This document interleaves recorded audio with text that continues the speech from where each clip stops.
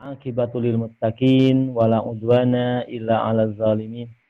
Asyhadu an la ilaha illallah al-malikul haqqul mubin.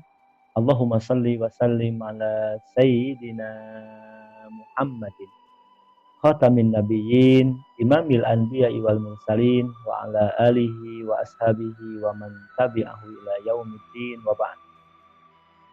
Qala Allah ta'ala fil Qur'anil Karim, a'udzu billahi minasyaitonir rajim. Ya ayyuhalladzina amanu kutiba alaikumus syiyam kama kutiba alal ladzina min qablikum la'allakum tattaqun. Alhamdulillah, pada hari yang mulia ini, hari Jumat, hari yang mulia, berada di bulan yang paling istimewa, yaitu Ramadan. Dan kita bersyukur kepada Allah Subhanahu wa Ta'ala, Allah sampaikan usia kita dalam keadaan sehat walafiat pada hari yang ke-8 di bulan Ramadan tahun ini. Mudah-mudahan hari-hari berikutnya juga Allah terus memberikan kepada kita kesehatan lahir batin, diberikan kita kemudahan untuk berbuat baik, untuk senantiasa beribadah taat kepada Allah Subhanahu wa Ta'ala. Mudah-mudahan keluarga besar eksekusi dimanapun berada senantiasa mendapatkan lindungan Allah Subhanahu wa Ta'ala dan senantiasa mendapatkan pengampunan dan ridho Allah Subhanahu wa Ta'ala. Kita punya anak, kita doakan mereka, mudah-mudahan Allah jadikan mereka putra putri yang soleh dan solihah, dan niat-niat yang baik yang lainnya yang terkandung dalam hati kita masing-masing untuk berkahnya pertemuan kita pada hari ini, walaupun berjauhan tapi kita menyatu, insya Allah jauh di mata dekat di hati. Kalau bahasa Arabnya nahnu fid dohir alak tirok wapil batin alat talak. Bukan ba'idun fil ain qaribun fil qalbi, bukan begitu bahasa Arabnya, tapi nahnu fid dohir alat tirok wapil batin alat talak. Untuk keberkahan, mari sama-sama kita membacakan surat Al-Fatihah. A'udzu billahi minasyaitonir rajim. Bismillahirrahmanirrahim. Alhamdulillahi rabbil alamin arrahmanir rahim maliki yaumiddin iyyaka na'budu wa iyyaka nasta'in ihdinas siratal mustaqim siratal ladzina an'amta 'alaihim ghairil maghdubi 'alaihim waladdallin.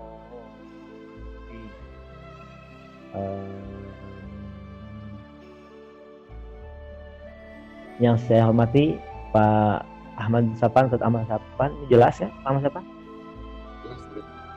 Jelas. Alhamdulillah. Pada hari ini kita akan sama-sama mempelajari tentang fikih puasa Ramadan.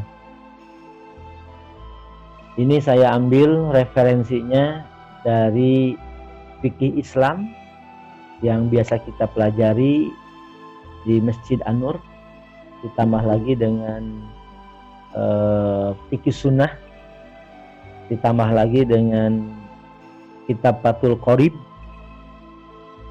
tambah lagi pedoman amaliyah Ramadan, dan meneladani saum Rasulullah Shallallahu Alaihi Wasallam. Itu referensi yang pada hari ini.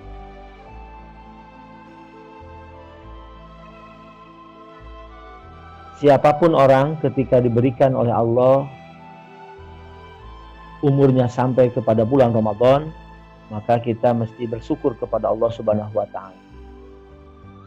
Ini anugerah besar, karunia dan rahmat dari Allah Subhanahu wa Ta'ala. Hingga dalam surah Yunus ayat 58 Allah berfirman, A'udzu billahi minasyaitonir rajim. Qul bi fadlillah wa bi rahmatihi fabidzalika falyafrahu huwa khairum mimma yajma'un. Katakan Muhammad, karena karunia dan rahmat Allah, maka kalian mesti bergembira. Ini salah satu rahmat Allah, karunia-Nya Allah sampaikan kita pada bulan Ramadan tahun ini.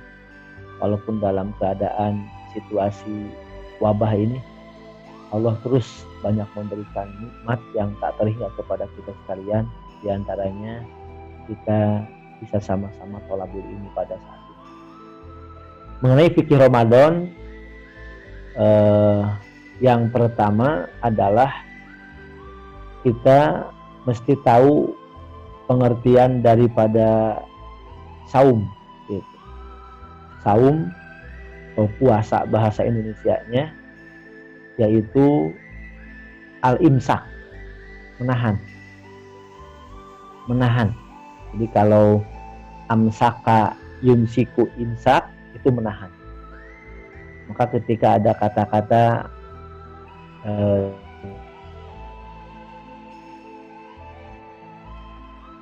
di masjid di lampu kuning, gitu.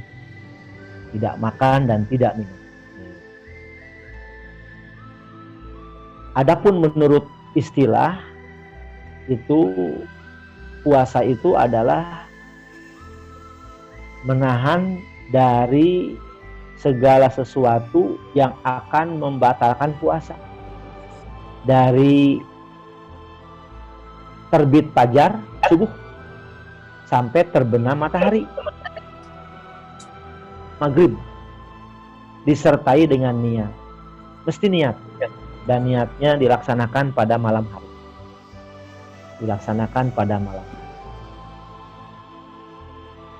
Berikutnya, dalil disyariatkannya puasa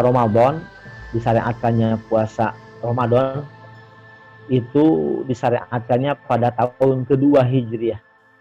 Itu. Allah berfirman dalam Al-Quran surat Al-Baqarah ayat 183 yang kita sudah maklum bersama. A'udzubillahi minasyaitonirrajim. Ya ayyuhalladzina amanu kutiba alaikumussyam kama kutiba alal ladzina min qablikum la'allakum tattaqun. Hai orang-orang yang beriman, diwajibkan atas kamu berpuasa sebagaimana diwajibkan atas orang-orang yang sebelum kamu agar kamu bertakwa.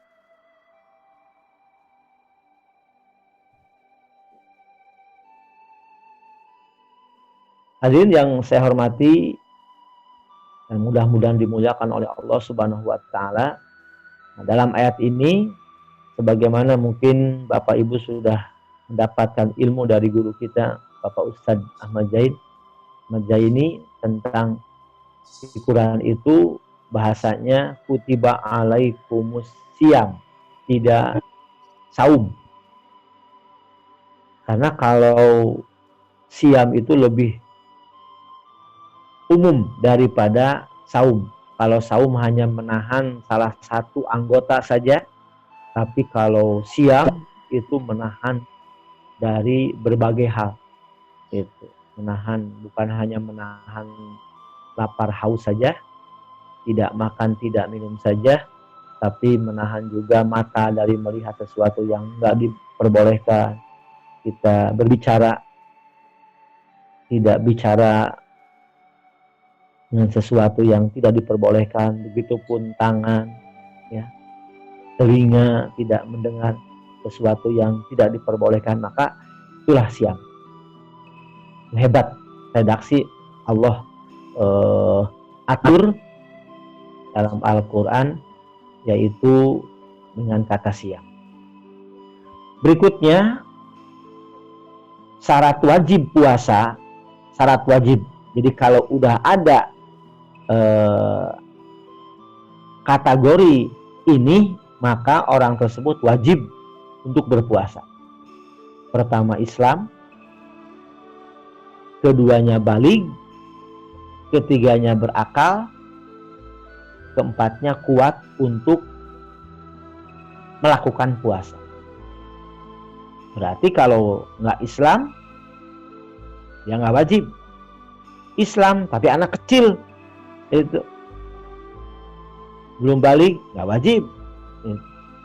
Ini udah Islam, itu udah balik dia juga, tapi nggak puasa. Oh, yang ketiga, dia berakal tidak? Kita jangan suudon, mungkin dia sedang gila. Gitu. Islam, balik, berakal. Atau kita lihat dia Islam, dia balik, berakal, itu keempatnya kuat untuk berpuasa. Berarti yang sudah tua, renta, yang sudah usianya tidak memungkinkan untuk puasa, padahal dia Islam, dia udah balik juga, masih berakal, maka itu syarat wajibnya tidak ada, karena dia tidak ada kuat untuk melakukan puasa. Berikutnya, setelah syarat wajib puasa, syarat sah. Syarat sah. Jadi kalau sudah wajib tapi sah tidak puasanya, yang pertama adalah Islam juga, syarat sah Islam. Yang kedua, mumayyiz. Mumayyiz itu orang yang dapat membedakan antara baik dan tidak baik. Sudah bisa membedakan. Sah lah. Tidak harus udah balik, anak juga udah sah gitu, yang udah bisa membedakan mana baik, mana tidak baik. Yang ketiga, suci dari haid dan nifas. Ini kita Islam, kita sudah mumayyiz, sudah ngerti, tapi sedang haid. Ya, syarat kalaupun puasa ya tidak sah. Gitu. Dan yang keempat, dilakukan pada hari-hari yang dibolehkan berpuasa. Gitu. Ini Islam, dia ngerti, dia suci dari haid dan nifas, tapi dia puasa pada tanggal 1 Syawal, ya nggak boleh. Gitu. Jadi syarat tidak sah puasanya. Dalam setahun itu 5 hari yang tidak boleh kita berpuasa, yaitu hari raya Idul Fitri, Idul Adha, dan hari Tasyrik. Tanggal 11, 12, 13 bulan Dzulhijjah. Berikutnya, rukun puasa yang mesti kita ketahui, ini yang diulang-ulang ini, yaitu hanya 2 rukun puasa. Kalau kita pelajari di fikih Islam tentang rukun sholat, ada 13, 17, bahkan ada yang 18. Rukun wudu ada 6 itu. Nah, kalau rukun puasa hanya 2. Pertama, niat pada malam hari, harus niat. Ya, niat. Nah, kedua, menahan diri dari segala sesuatu yang membatalkan puasa dari subuh sampai maghrib. Yang 2, pertama niat pada malam hari. Yang keduanya, menahan dari segala sesuatu yang membatalkan puasa dari terbit fajar sampai terbenam matahari, dari subuh sampai maghrib. Itu menahan.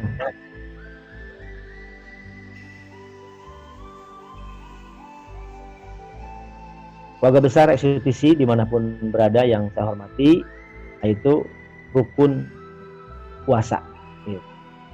Kita kalau tidak ada niat itu, maka tidak sah puasanya.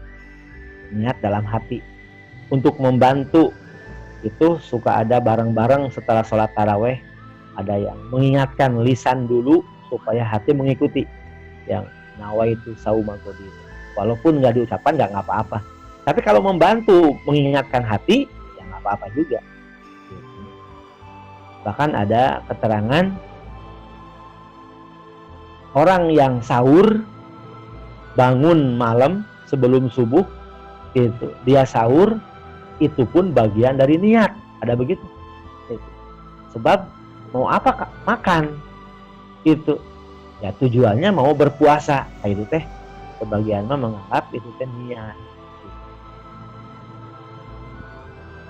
Berikutnya, hal-hal yang membatalkan puasa.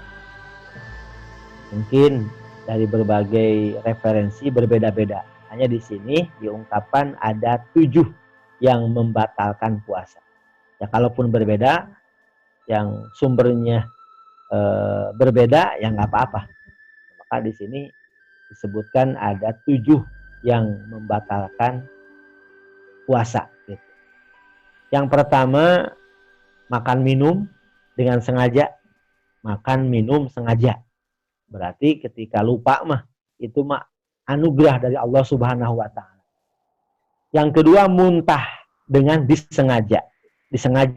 Jadi kalau muntah nggak disengaja, misalnya kita pergi ke pasar Jumat, ke Sadang, karena nggak biasa, muntah, ya nggak apa-apa itu. Yang ketiga, berhubungan badan. Jelas membatalkan puasa. Yang keempat, keluar darah haid dan nifas. Ini ibu-ibu yang sudah sahur, duhur, asar, terus persiapan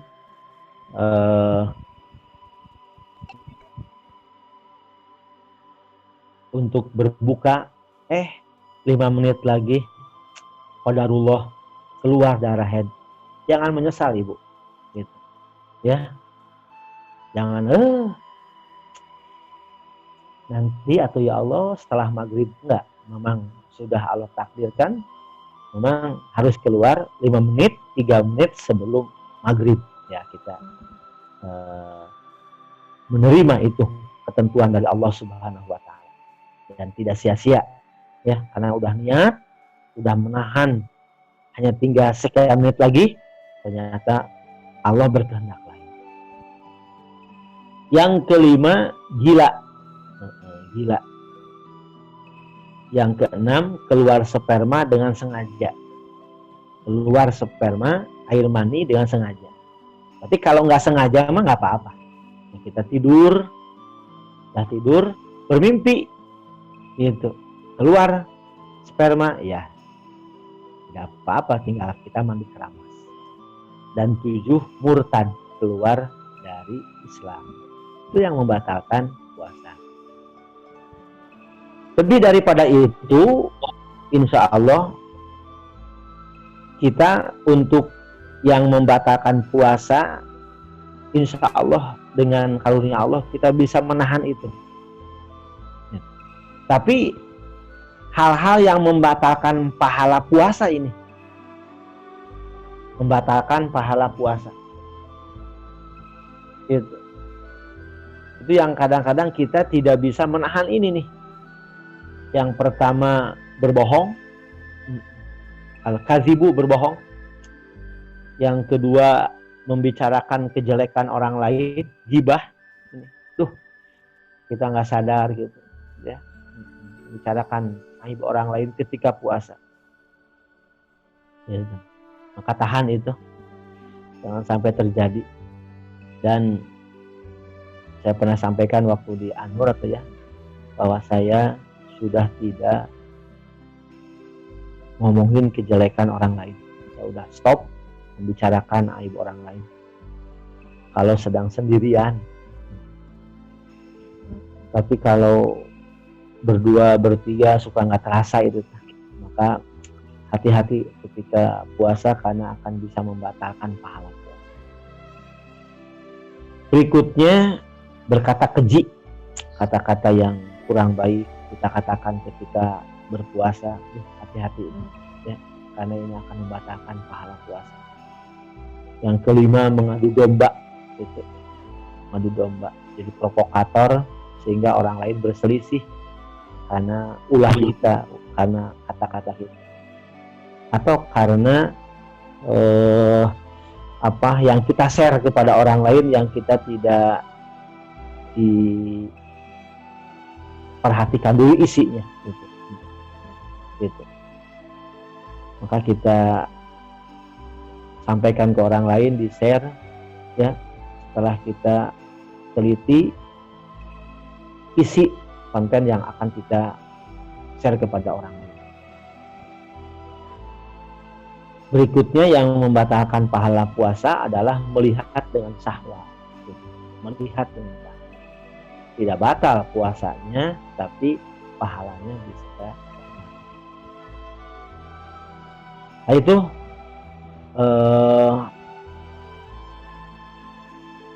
yang poin apa ya? Dari mulai syarat wajib, syarat sah, rukun puasa, hal-hal yang batalkan puasa, hal yang batalkan pahala puasa.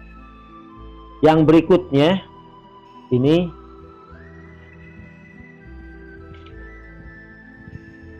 perbuatan yang disunahkan ketika berpuasa. Jadi kita lakukan apa ya? Sesuatu yang disunahkan masih diperhatikan gitu. Yang pertama menyegerakan berbuka puasa. Segera berbuka puasa. Jadi ketika sudah pas waktunya gitu, kita sudah jamnya akurat, tidak harus menunggu adzan Pak Ahmad. Tidak harus menunggu adzan.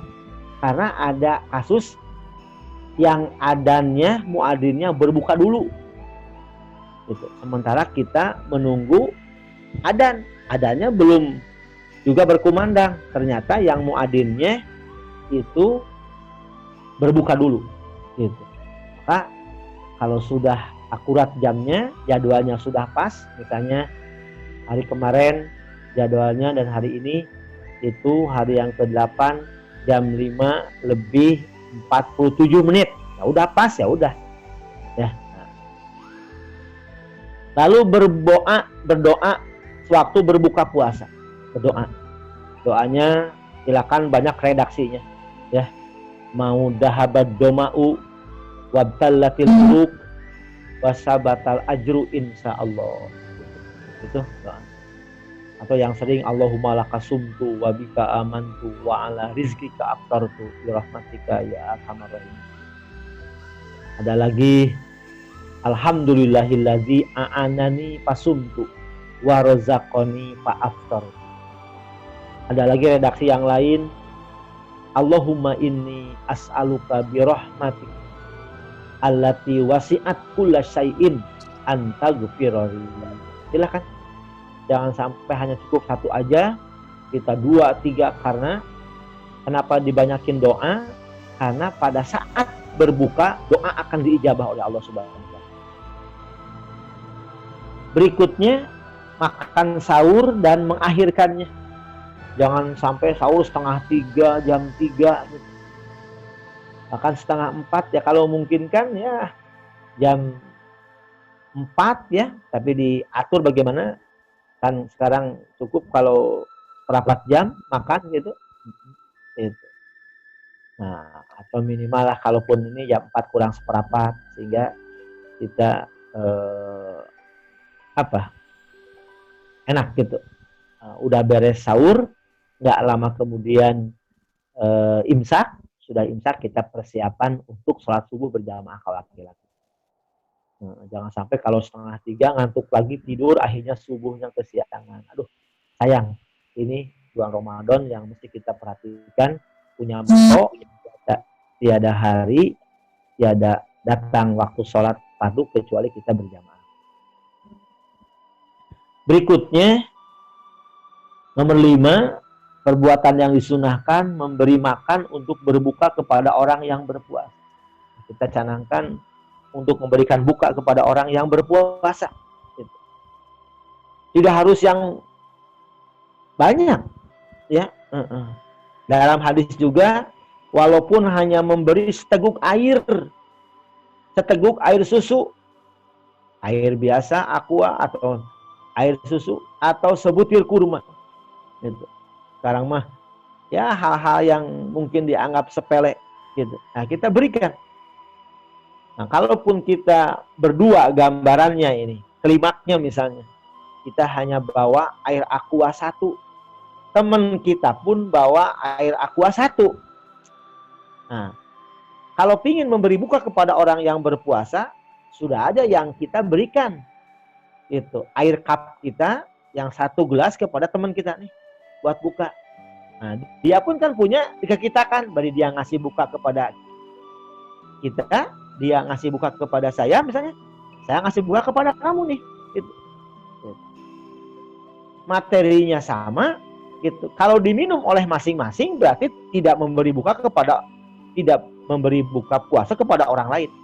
Tapi kalau kita memberikan itu air cup kepada orang lain dan orang lain pun memberi kepada kita, saling memberi, berarti kita memberi buka kepada orang yang berpuasa. Berikutnya, memperbanyak infak dan sedekah.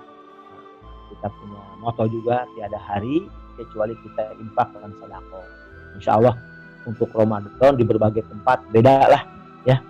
Sehingga kalau biasanya pengumuman itu diketahui kotak amal itu sebulan sekali, untuk Ramadan banyak yang setiap malam. Karena malam pertama sekian, malam sekian, malam kedua, wah itu udah diketahui itu. Dan luar biasa hasilnya. Itulah diantara kesadaran umat Islam ya, menambah ketakwaannya, diantaranya banyak berinfak dan bersedekah. Nomor 7, memperbanyak membaca Al-Quran dan mempelajarinya. Nah ini, memperbanyak baca Al-Quran. Ya, kita harus punya target ya, walaupun bukan tujuan, tapi mesti punya target. Saya mau khatam sekali, saya mau khatam 2 kali. Gitu. Tapi kalau 2 kali, bagaimana cara mendapatkan khatam 2 kali itu? Gitu. Tapi sehari 2 juz. Apalagi perempuan yang suka ada tamunya, berarti kalau ingin 2 kali harus 2 juz lebih. Gitu. Walaupun bukan tujuan, tetapi tetap kita hanya punya target, punya rencana di tahun ini ya minimal lah, apalagi banyak diam di rumah ya minimal 2 kali khatam.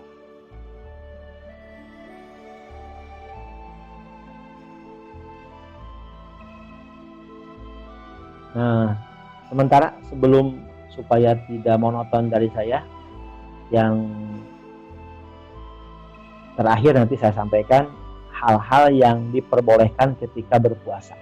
Nah, sebelum hal-hal yang diperbolehkan ketika berpuasa itu, nah, dicukupkan untuk materi pengantarnya fikih saum Ramadan segitu. Nanti kita bisa berbagi ya, berbagi gitu. Maka materi yang terakhir, hal-hal yang diperbolehkan ketika berpuasa, nanti kita bab terakhir. Ya. Itu aja Pak Ahmad dulu. Mungkin dari warga FCTC dimanapun mereka berada, ada yang mau memberi masukan, memberi juga, tidak harus bertanya saja, ya, mengoreksi juga, meluruskan yang disampaikan kurang pas.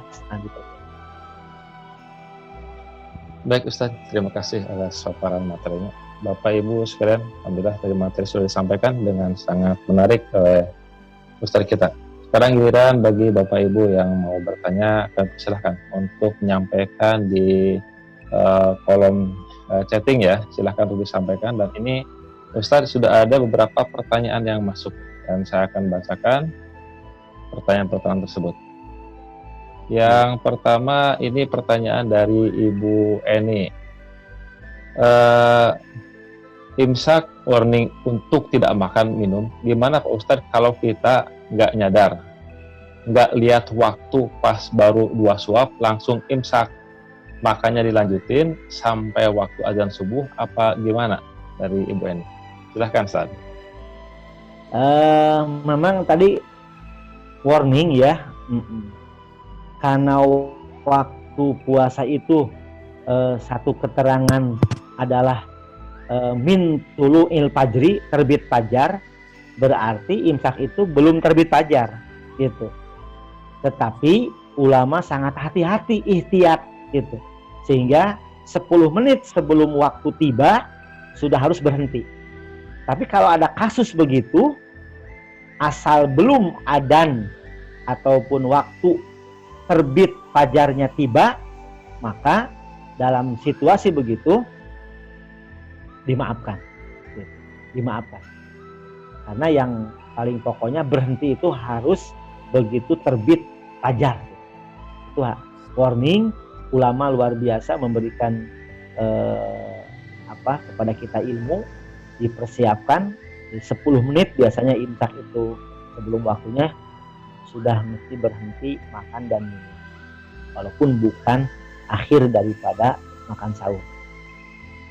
Gitu. Baik. Jadi nggak batal Bu Eni ya, lanjutin aja untuk makan minumnya. Berikutnya pertanyaan dari Abu Alfian. Bagaimana kalau kita buka puasa setelah mendengar azan? Ternyata azannya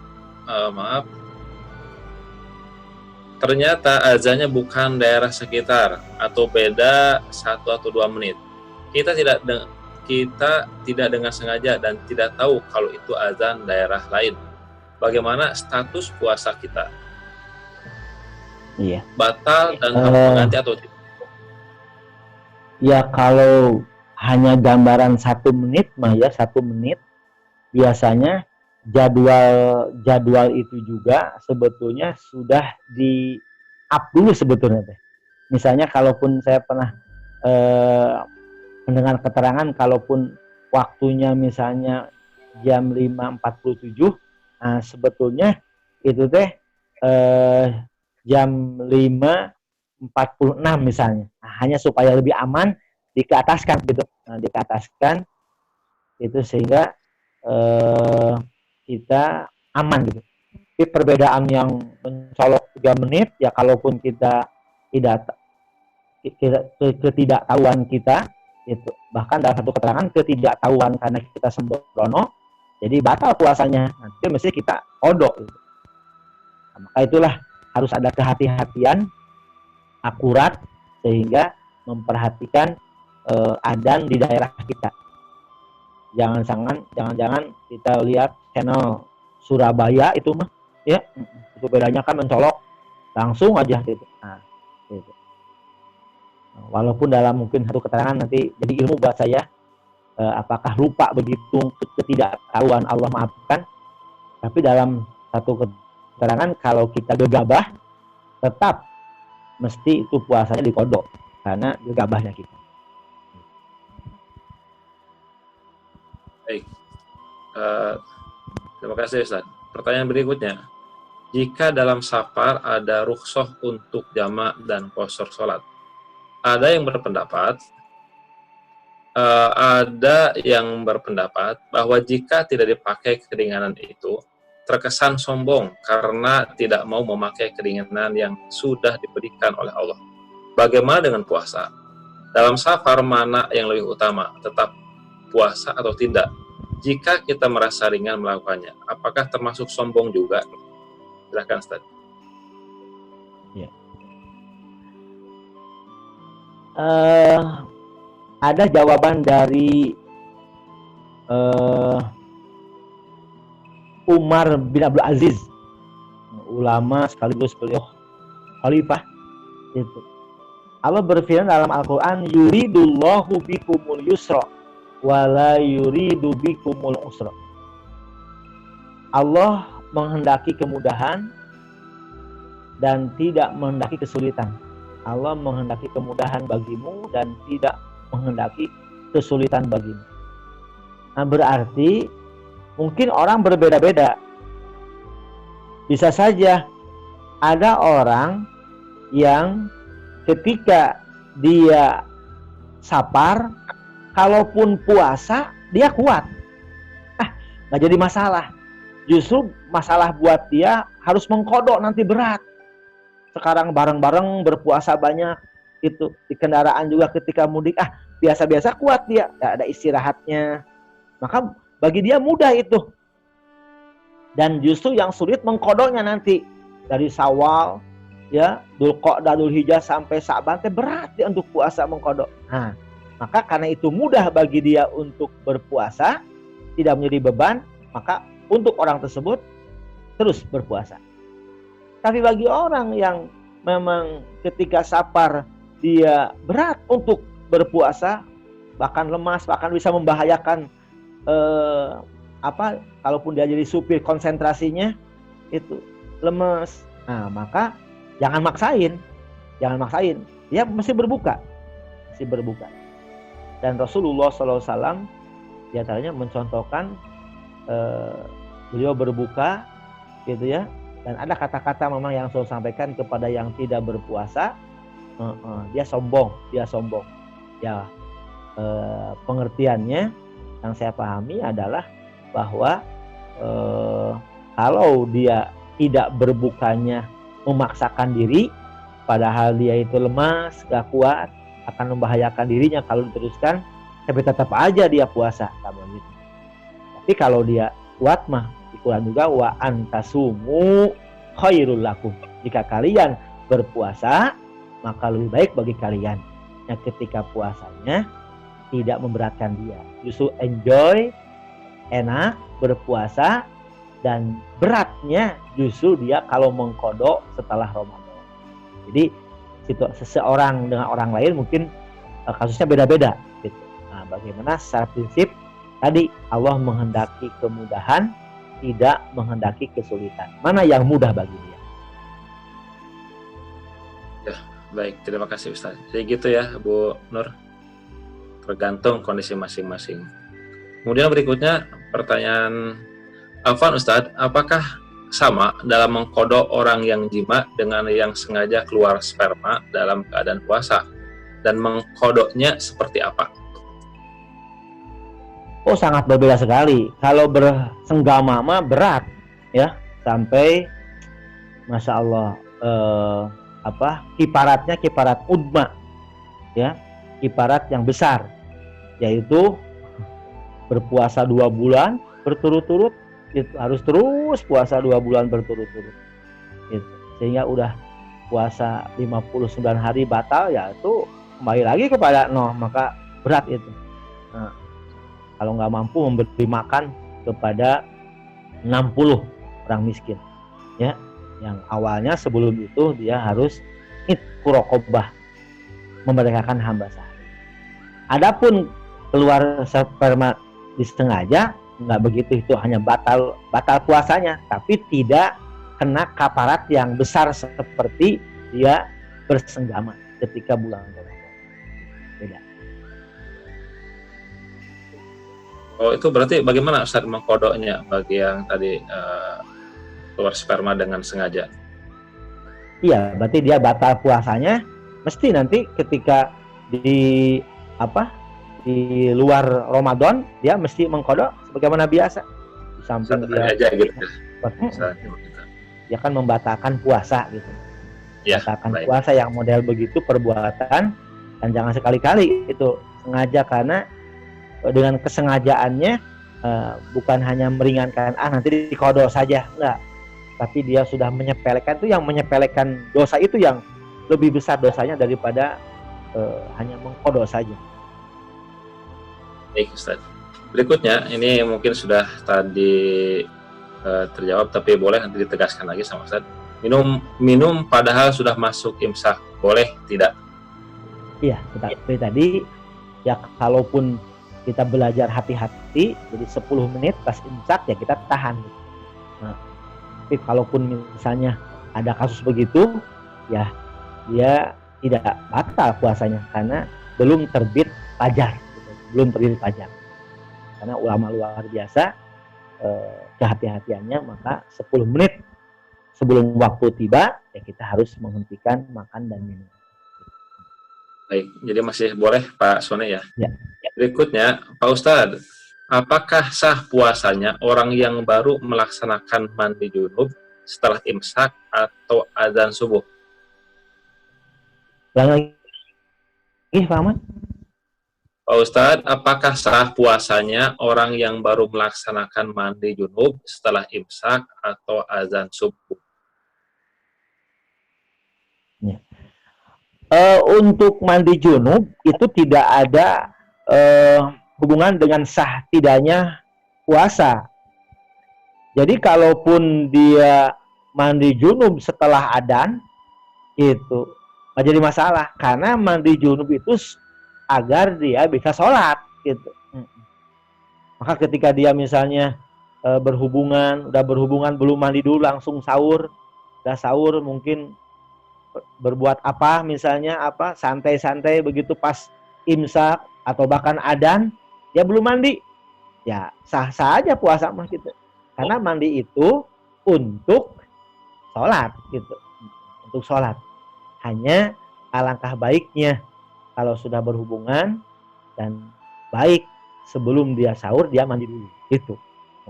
Dia mandi dulu sehingga dia sahur dalam keadaan suci gitu. Tetapi kalaupun dalam keadaan junub sahur itu tidak hubungan kepada sah tidaknya puasa, karena mandi junub itu agar dia bisa sholat gitu. Ya, baik. Jadi tetap untuk saumnya dilanjut ya, sah. Iya, sah. Berikutnya, ya dalam rukun puasa untuk niat puasa kita dianjurkan niat malam hari. Apakah niat sesudah subuh boleh atau tidak karena lupa dari Ibu Ade? Silakan. Nah itu tidak sah kalau sudah terbit fajar itu udah habis tuh niatnya pada malam hari sebelum terbit fajar. Hanya permasalahan tadi ada ulama mengatakan dia sahur nggak, nah gitu. Dia sahur nggak tadi? Kalaupun dia tadi sahur, sahur mau apa sih kamu? Itu sahur mau apa? Ya, mau puasa itu kan niat, gitu. Ada begitu yang lebih memudahkan gitu ya. Di samping kita kan kadang-kadang yang jadi masalah, tadi saya tidak ikut taraweh, lupa nawaitu sama godin gitu. Nah, itu mah bukan niat itu mah. Niat dalam hati. Bahkan tadi ada ulama jadi rujukan buat kita juga. Kalaupun seseorang sahur, maka sahur itu juga bagian daripada niat itu. Tetapi kalaupun ada yang lebih baik, ya jelas kita ada niat dalam hati pada malam hari, pokoknya sebelum terbit fajar gitu. Kalau sudah dia tidak ada niat dan dia tidak sahur karena kesiangan, nah itu contohnya dia kesiangan gitu, malamnya juga tidak sempat niat, maka jadi masalah itu. Maka dari sekarang itu bahkan bagus dari tanggal 1 Ramadan, niatkan secara umum. Saya niat puasa 1 bulan Ramadan. Itu. Nah, untuk mengantisipasi begitu. Itu. Jadi nawaitu sauma syahri Ramadan. Saya niat puasa 1 bulan Ramadan. Sehingga ada kasus-kasus tersebut terantisipasi dengan niat 1 bulannya tadi. Gitu. Di samping sudah niat 1 bulan, tetap tiap malam kita niat. Hanya kalau pas lupa tersebut kasusnya kesiangan, malamnya tidak niat, nah, sudah niat 1 bulan, insya Allah Allah Maha tahu untuk niat tersebut sudah di-cover untuk niat 1 bulan. Begitu. Jadi gimana Ustaz kalau misalnya di awal bulan tidak niat, malam juga tidak niat, sahur juga kesiangan? Jadi gimana status puasa siang itu Ustaz? Ya, terus puasa itu, tetapi nggak dianggap itu. Harus dikodok berarti ya? Harus nahan, jangan saya mah berarti percuma makan, dia tahan gitu. Tapi nanti nggak dianggap karena rukunnya nggak ada. Rukun tadi dia niat pada malam harinya tidak ada. Berarti karena rukunnya cacat, maka puasa pun cacat. Gitu. Nah, maka tadi ilmu-ilmu di awal bahwa niat 1 bulan dan niat pada malam hari, dan insya Allah ada juga cantolan bahwa orang yang sahur itu bagian daripada niat. Karena kalau ditanya mau apa sahur, mau puasa, nah itu bagian daripada dalam hati sudah ada mau puasa.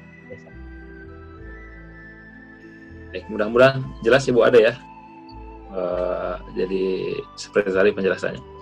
Berikutnya, pahala orang yang memberi buka puasa sama dengan yang berpuasa. Bagaimana dengan yang memberi makan sahur?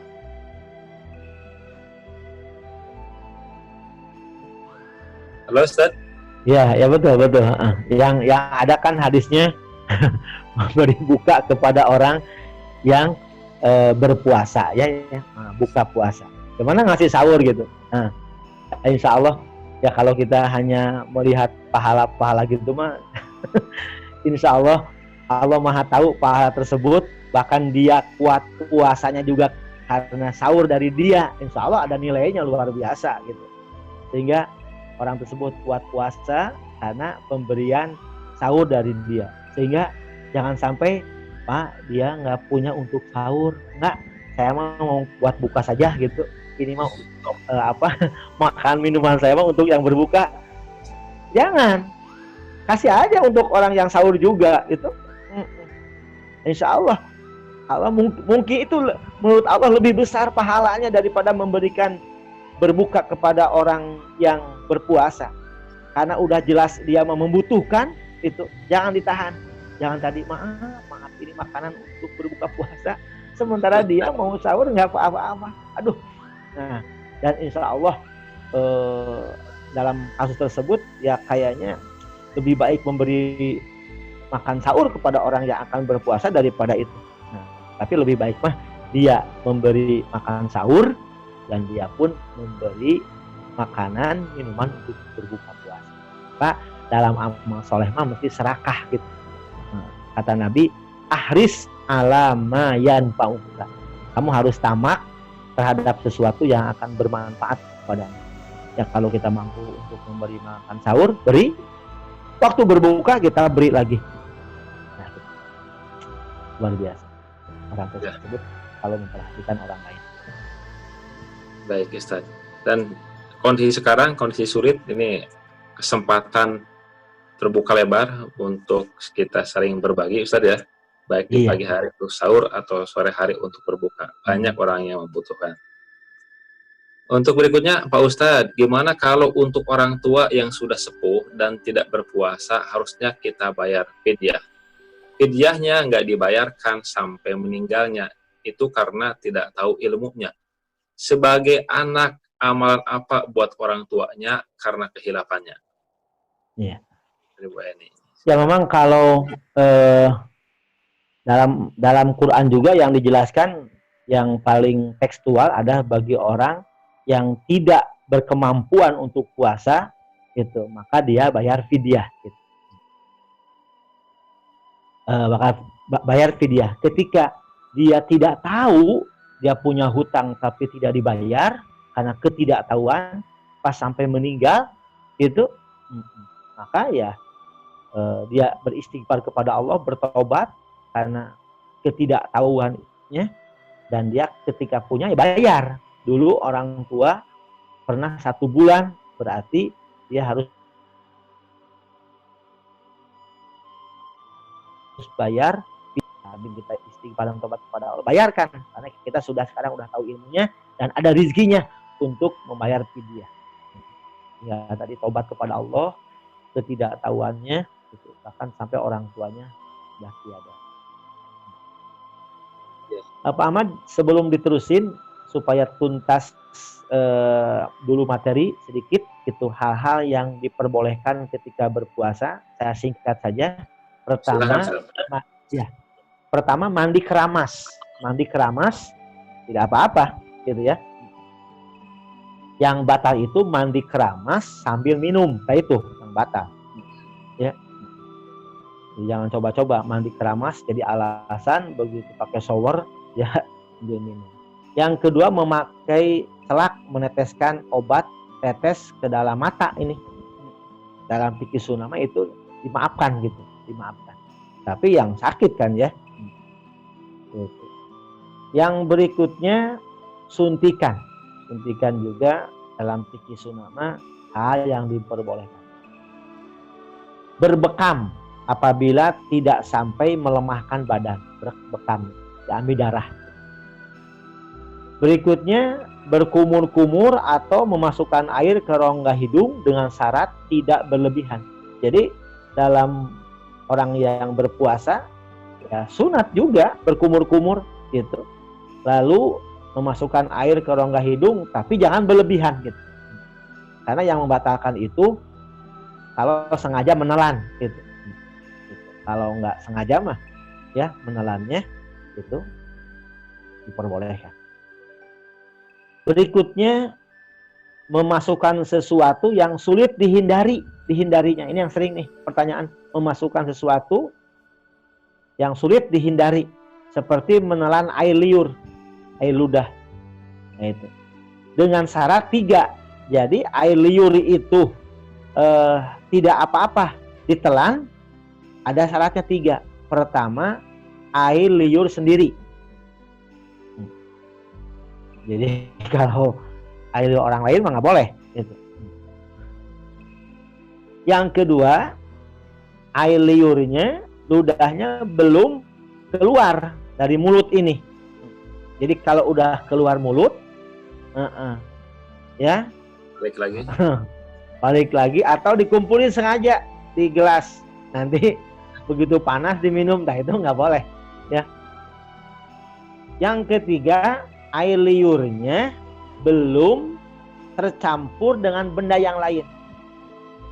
Kalau misalnya kita air liur kita bercampur masih dalam, tapi kita mencicipi makanan gitu, terasa, terus ludahnya, nah itu nggak boleh, karena udah bercampur air liurnya dengan sesuatu gitu. Nah jadi perhatikan ini, air liur sendiri mah yang belum keluar dan belum tercampur nggak apa-apa. Begitupun debu jalan, nggak apa-apa. Terus tadi orang yang berpuasa berada dalam keadaan junub di waktu subuh. Nah itu kan tadi ada orang yang berpuasa berada dalam keadaan junub di waktu subuh. Jadi nggak apa-apa tadi udah tanya. Dan nomor 9, mencicipi makanan dengan catatan tidak sampai masuk ke tenggorokan. Jadi kan yang bakal itu menelannya. Jadi ibu-ibu yang belum profesional masak, ya, ketika bikin kolak atau bikin sayur, pagi baru pertama rumah tangga, bikin kolak takut-takut nanti yang mungkin efek puasa gitu, efek puasa itu jadi melihat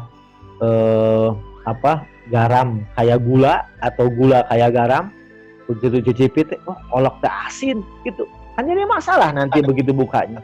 Maka cicipi, buang aja, gitu, buang lagi. Jangan cicipi, kok enak, telan, itu yang batal. Jadi kalau cicipi di minuman dikeluarkan lagi, begitupun bersiwak asal belum tergelincir matahari dan tidak memakai ya misalnya pasta gigi gitu.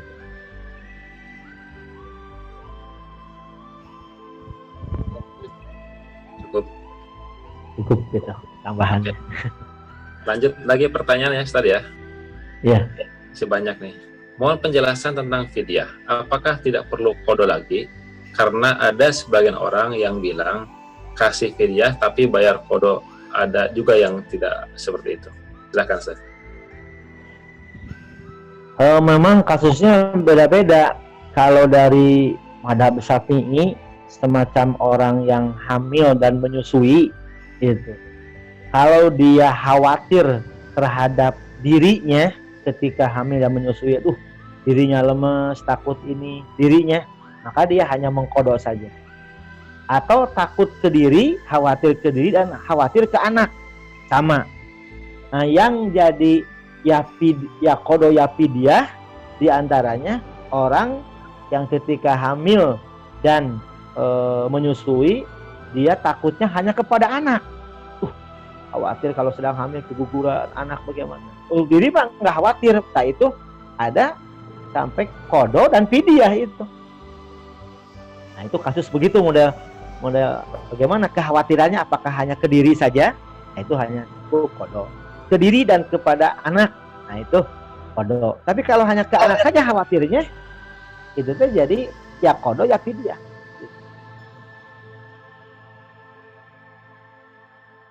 Ya. Atau kasus yang lain, misalnya ulama menganjurkan kepada orang yang belum mengqada puasanya pada tahun kemarin gitu, dia punya hutang belum dibayar gitu, terus sampai datang lagi puasa tahun ini, dia punya hutang masih 2 hari. Nah, pertama mengqada, dan ada yang menganjurkan di samping qada dia pun fidyah, ada begitu. Baik, Ustaz. Masih ada Apa Ustadz, bagaimana hukumnya kalau saya memberikan makan atau minum ke tukang yang sedang kerja di bulan puasa? Kebetulan tukangnya sedang tidak puasa.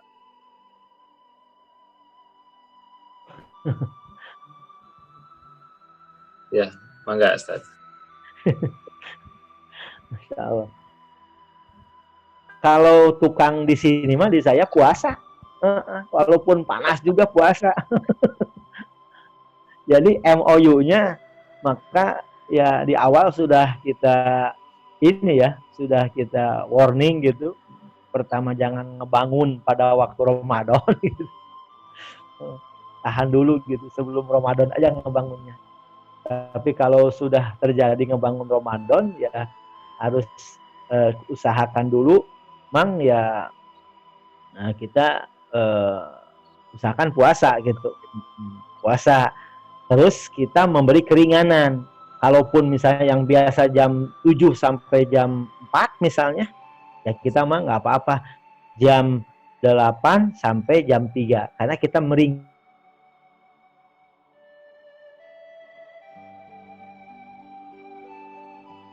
orang lain di Ramadan meringankan. Tetapi kalaupun ada kasus sampai begitu, dia bekerjanya berat gitu, ya sampai tadi kan ada yang bekerja berat seperti di pelabuhan gitu, yang tidak memungkinkan kalau dia puasa dia tidak bisa memberi makan untuk diri dan untuk keluarganya, maka itu diantara orang yang dibolehkan untuk tidak berpuasa itu ada. Nah, kalaupun gambarannya udah dicoba seperti itu gitu, analoginya ya berarti kita analogi kepada orang-orang yang berat untuk puasa karena bekerjanya berat gitu. Tapi kalau tadi sudah meringankan dari jamnya, terus bekerjanya diusahakan ringan juga, hanya membangun ngecat gitu, tidak nembok di luar panas gitu misalnya. Di samping itu memang bagaimana niat si emangnya. Ada di sini juga di depan rumah saya sedang pasang pondasi, tapi mereka puasa karena mungkin niatnya kuat gitu. Mereka kuat puasa luar biasa. Kalau saya harus begitu mah nggak kuat gitu. Tapi mereka hebat gitu, kuat puasa. Gitu. Jadi kesimpulannya kalau melihat yang tadi, ketika betul-betul dia bekerja hanya bisa itu dan tidak bisa ditinggalkan pekerjaan tersebut, kecuali harus bekerja dan sampai tidak berpuasa, kita memberi makan kepada mereka gitu ya, asal nanti ragu-ragu juga ya. Jadi ketika memberi makannya kan dia pun makan pagi udah, maka jangan sampai dia makan di umum gitu, bersembunyi tidak pada hari saya nggak puasa ya enggak. Pasti kalau dia kategorikan orang yang bekerja berat gitu, kita pun memberi makan tersebut nggak jadi masalah. Tetapi harus dicoba dulu kan, harus betul-betul eksperimen apakah betul nggak kuat gitu.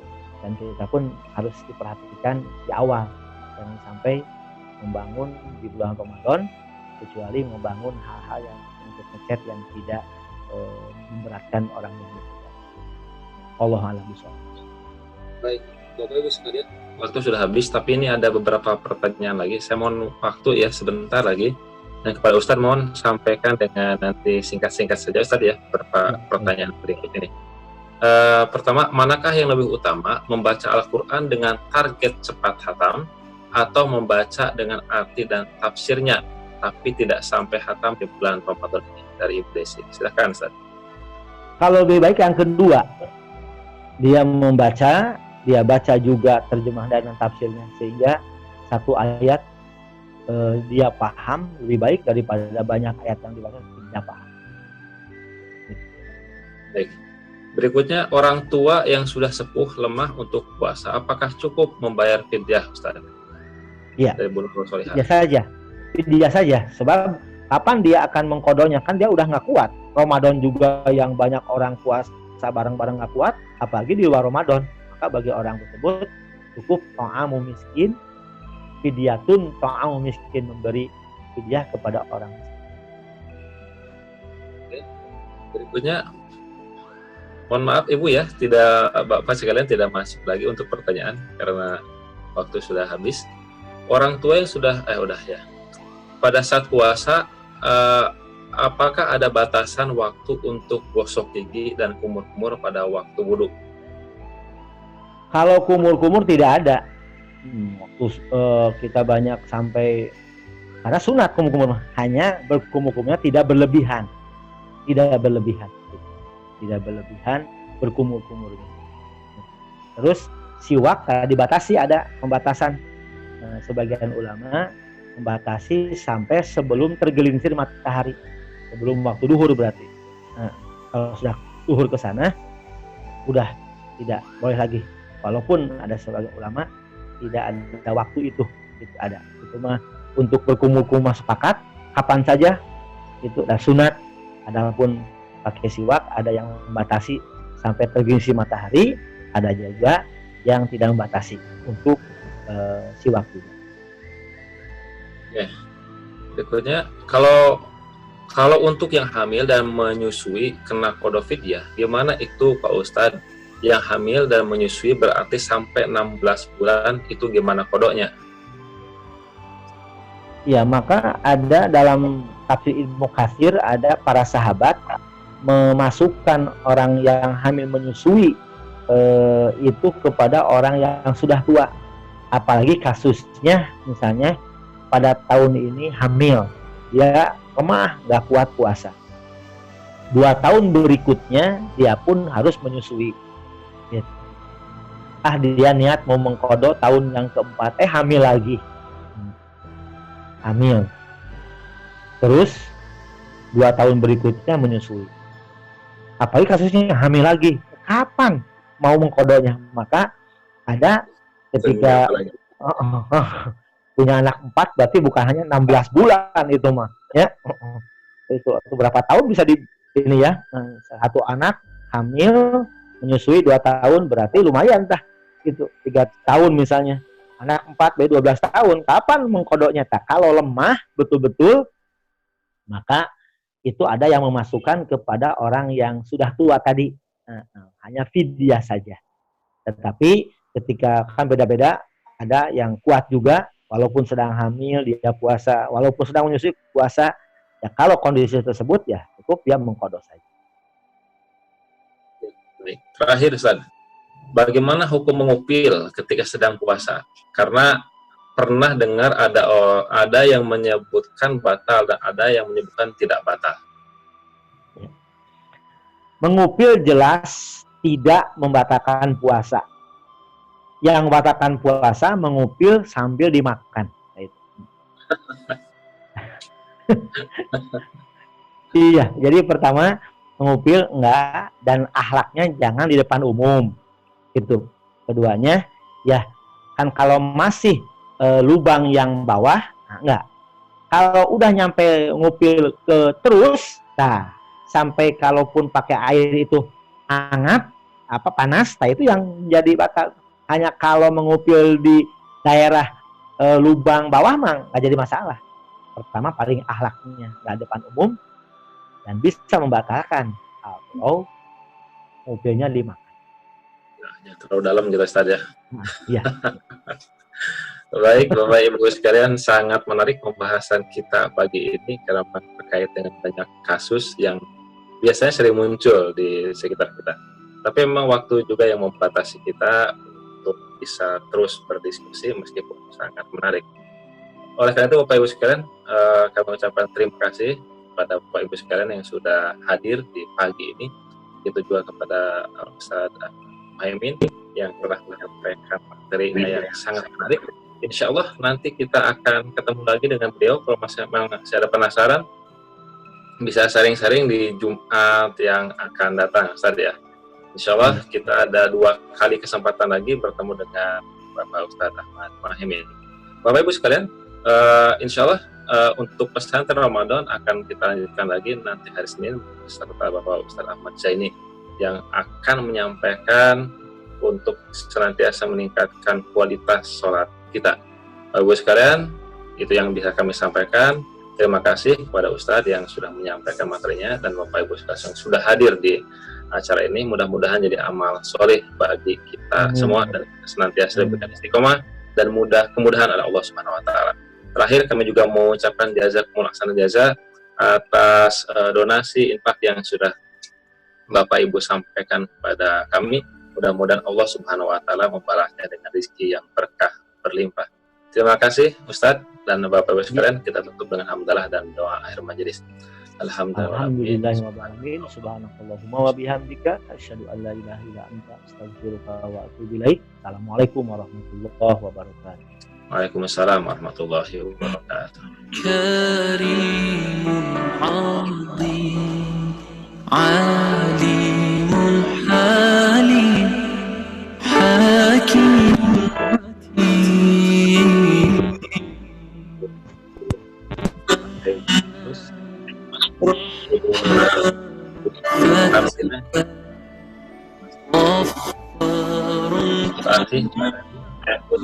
Mutati syahid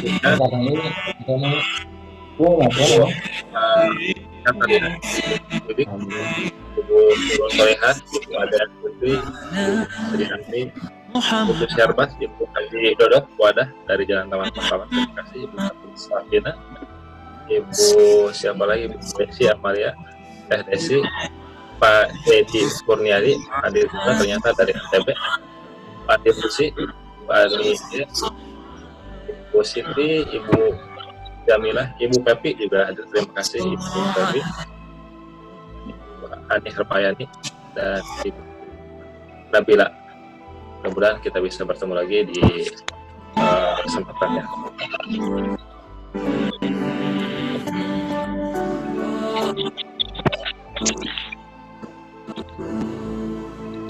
Allah